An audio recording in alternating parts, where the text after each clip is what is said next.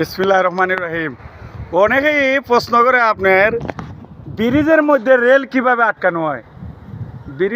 ব্রিজের মধ্যে রেল আটকানো হয়, এই যে রেলের মাঝে ধরছে এটারে বলে ডকফিন। এই ডকফিনে আর ডকফিনে ধরছে রেল রে খাট রে, এই যে কাঠ সিলভার খাট যেটারে আমরা কই।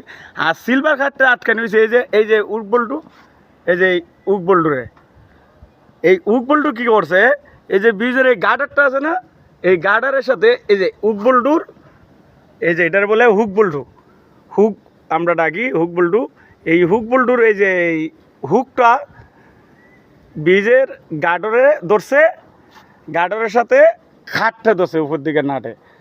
আর এই খাটে ধরছে রেল দে কীভাবে, এইটা দেয়া এটার মাধ্যমে, যার কারণে এত স্পিডে গাড়িগুলা চলতে পারে। আর এই যে আমরা নতুন নিযুক্ত কিমেন সাপ, আর এই যে সাইডে হয়েছে সাইডম্যান সাপ। ধন্যবাদ।